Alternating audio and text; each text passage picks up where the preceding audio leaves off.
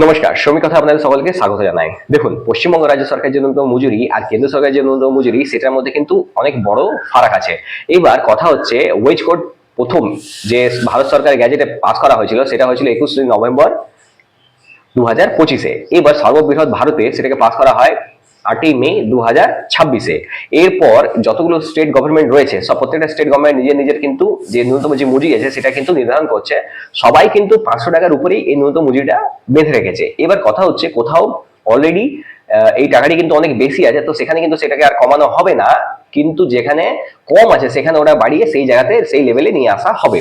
মূলত দেখুন, আমি যতগুলো জায়গা দেখেছি হরিয়ানা গভর্নমেন্ট রিভাইজ করেছে, পাঞ্জাব গভর্নমেন্ট রিভাইজ করেছে, আমাদের ঝাড়খণ্ড গভর্নমেন্ট কিন্তু রিভাইজ করেছে, কিন্তু বর্তমানে এখনো অবধি পশ্চিমবঙ্গ রাজ্য সরকার কিন্তু কোনো রকম ভাবেই তাদের ন্যূনতম যে মজুরি আছে সেটাকে রিভাইজ করেনি। ইভেন এমনকি ওয়েজ কোড যে ইমপ্লিমেন্ট হয়েছে সেটাও কিন্তু সেটার জন্য কিন্তু কোনো রকম পদক্ষেপ নেয়নি।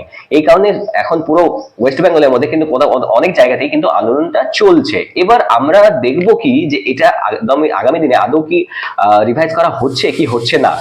তাহলে চলুন আজকে আমরা এই ন্যূনতম যে মজুরিটা রয়েছে সেটা পশ্চিমবঙ্গ রাজ্য সরকারের ন্যূনতম মজুরি আর কেন্দ্র সরকারের ন্যূনতম মজুরির মধ্যে ফারাক কতটা সেটা ফার্স্ট আমরা জেনে নিই। তাহলে আগামী দিনে আমরা যখন এই ন্যূনতম যে মজুরিটা হবে যেটা রিভাইজ করা হবে, মিনিমাম ওয়েজেস অ্যাক্ট নয়, এটা হয়ে যাবে এবার ওয়েজ কোড 2019 দ্বারা যেটা রিভাইজ করা হবে, সেটা অনুযায়ী দেখতে পারবো, আমরা জানতে পারবো যে আমাদেরকে কতটা কম দেওয়া হচ্ছে বা কতটা বেশি দেওয়া হচ্ছে। তাহলে চলুন ভিডিওটি শুরু করা যাক। আর আপনারা যদি চ্যানেল নতুন এসে চ্যানেলটি অবশ্যই সাবস্ক্রাইব করুন, পাশে যে নোটিফিকেশন বেলটি আছে ওটাকে অলে ক্লিক করে দিন। আমি এরকমই অনেক ইনফরমেটিভ ভিডিও আগামী দিনও নিয়ে আসবো।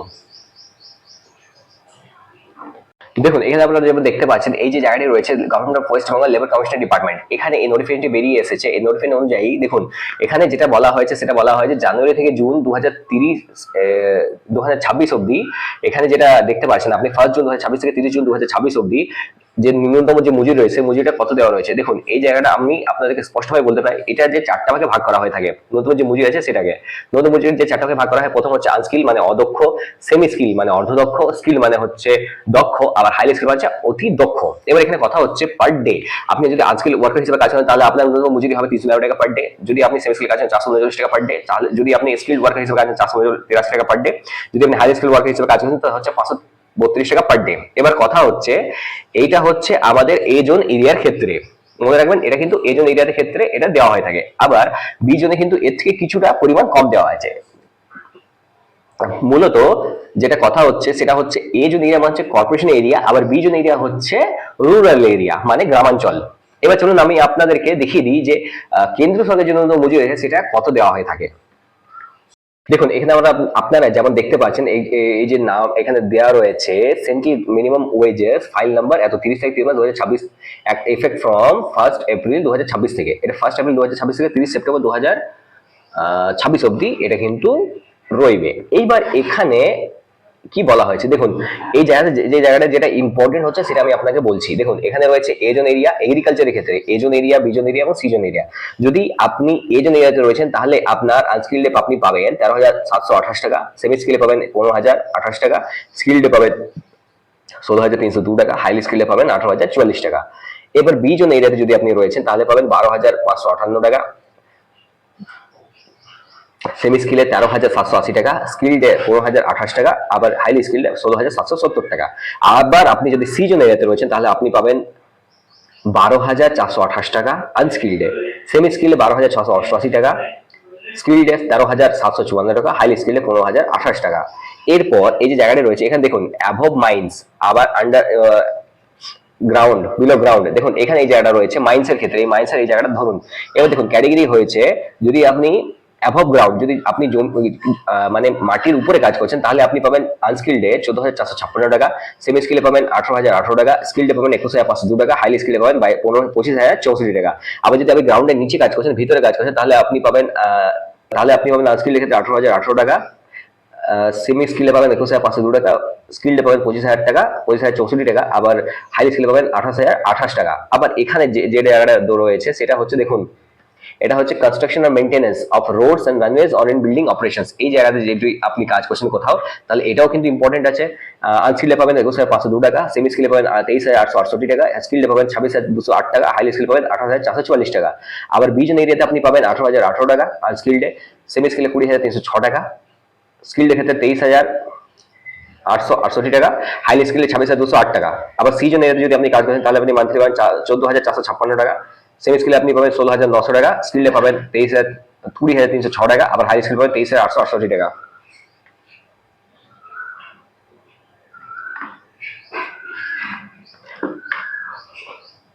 লোডিং এন্ড আনলোডিং এই জন্য এরিয়াতে যদি আপনি কাজ করছেন তাহলে আপনি পাবেন 21,502 টাকা, বি জন এরিয়াতে পাবেন 18,018 টাকা, সি জন এরিয়াতে পাবেন 14,456 টাকা।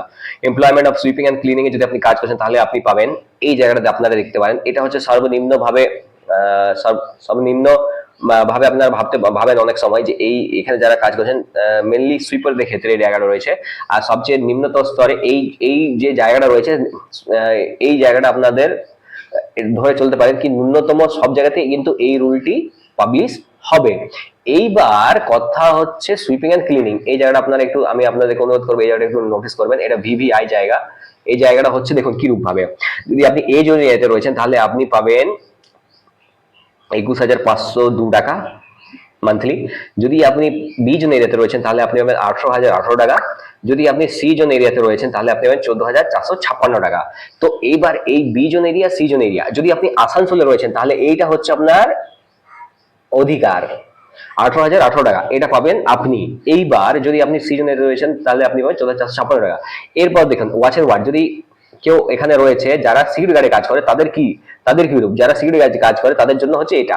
যদি সিকিউরিটি গার্ডে কেউ কাজ করে উইদাউট আর্মস, মানে তাদের কাছে বন্দুকও থাকতে পারে আবার বন্দুক নাও থাকতে পারে, তার ক্ষেত্রে হচ্ছে দেখুন 26,208 টাকা হচ্ছে এই জোন এরিয়াতে, বি জোন এরিয়াতে হচ্ছে 23,868 টাকা, এরিয়া সি তে হচ্ছে 20,306 টাকা। আবার দেখুন watch and ward with arms, যাদের কাছে বন্দুক থাকবে তাদের ক্ষেত্রে কি হবে, এইখানে হবে এরিয়া এ তে হবে 8,444 টাকা, আবার এরিয়া বি তে হবে 26,208 টাকা, আবার এরিয়া সি তে হবে 23,868 টাকা। টোটাল এখানে এই জায়গাগুলো দেওয়া রয়েছে। এরপর যেটা খুব ইম্পর্টেন্ট কথা বলা হয়েছে সেই ইম্পর্টেন্ট কথাটি হচ্ছে দেখুন এখানে যেটা বলা হয়েছে সেখানে সেই জায়গাটা আমি আপনাকে লিখে দিচ্ছি। এই যে দুটো শব্দ আমি আপনাদেরকে অনুরোধ করবো আপনারা জেনে রাখুন যে আগামী দিনে এই লাইনটা কিন্তু খুব ইম্পর্টেন্ট একটা লাইন, যেটা এখানে লেখা হয়েছে।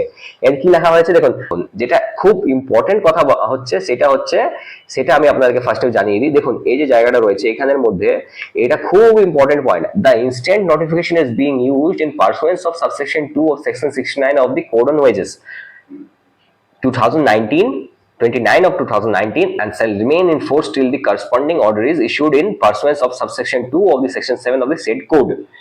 এইবার কথা হচ্ছে এটা ইনস্ট্যান্ট লাগু করার জন্য বলা হয়েছে যে কেন্দ্র সরকার যে নির্দিষ্ট যেটা ন্যূনতম যে মজুরি রয়েছে সেটাকে অনুসরণ করে আপনারা নিজেদের স্টেটের যে ন্যূনতম মজুরি আছে সেটাকে রিভাইজ করুন। আর একটা এর থেকে যেন নিচে যেন না হয় যে রুলটা রয়েছে, এরপর আগামী দিনে যতক্ষণ না এইটা সম্পূর্ণ পুরো বৃহৎ মানে সর্ববৃহৎ ভারতের মধ্যে ইমপ্লিমেন্ট করা হচ্ছে ততদিন পর্যন্ত কিন্তু এই রুলটি চলবে।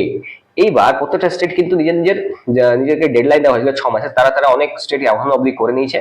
আমি বারবার বলবো যে হরিয়ানা গভর্নমেন্ট, পাঞ্জাব গভর্নমেন্ট, সবচেয়ে প্রথম তো গুজরাট গভর্নমেন্ট ইমপ্লিমেন্ট করেছিল এই রুলটা, তারপর রিসেন্টলি ঝাড়খণ্ড গভর্নমেন্টও করে দিয়েছে। তো তাদের কিন্তু আবার এ জন, বি জন, সি জন তিনটে ক্ষেত্রে কিন্তু এটা ডিফার করবে। প্রত্যেকটা জন কিন্তু সেম যে এইটা সেন্ট্রাল গভর্নমেন্টের যে ন্যূনতম মজুরি এখানে বেঁধে দেওয়া হয়েছে এটা কিন্তু অ্যাকচুয়াল নয়। অ্যাকচুয়াল হচ্ছে প্রত্যেকটা স্টেটের কাছে নির্দিষ্ট একটু মজুরি নির্ধারণ করার নীতি রয়েছে। এবার এই স্টেট কেউ মোটামুটি এখনো অবধি যতটা আমাদের আইডিয়া রয়েছে সেটা হচ্ছে 500 টাকার উপরই সবার ন্যূনতম মজুরিটা বাঁধা হয়েছে, এর বেশি কোনো স্টেট আপনাকে দিতে পারবে না। আর সবার নিচে যদি আমরা চলে যাব সেইখানটাতে আমরা যে দেখতে পারবো এখানে যেটা দেওয়া রয়েছে দেখুন, যদি আপনাদের এ জন এরিয়া কোথায় রয়েছে আবার বি জন এরিয়া কোথায় রয়েছে সেগুলো এখানে সব দেওয়া রয়েছে। তার মধ্যে এখানে এই যে ইম্পর্টেন্ট জায়গাটা বলা হয়েছে দেখুন, area C shall comprise all areas mentioned in the list but which the minimum wages act and 1140 extends। সেই জায়গাতে 1948 এর যে মিনিমাম ওয়েজেস অ্যাক্ট আছে সেটা এক্সটেন্ড করবে। ইউএ মানে হচ্ছে আরবান অ্যাগ্লোমারেশন। এরপর আপনি যদি আসানসোল এর মধ্যে রয়েছেন তাহলে আপনি মনে রাখবেন আসানসোল কিংবা দুর্গাপুরের মধ্যে যদি আপনি রয়েছেন সেটা হচ্ছে ইউএ ক্যাটাগরি। এই দেখুন আসানসোল, দুর্গাপুর, ধানবাদ। এইবার দেখুন এখানে আমি আপনাদেরকে অনুরোধ করব এই জায়গাটা দেখতে, এখানে হচ্ছে আসানসোল হচ্ছে কিন্তু এরিয়া বি ক্যাটাগরি জোন।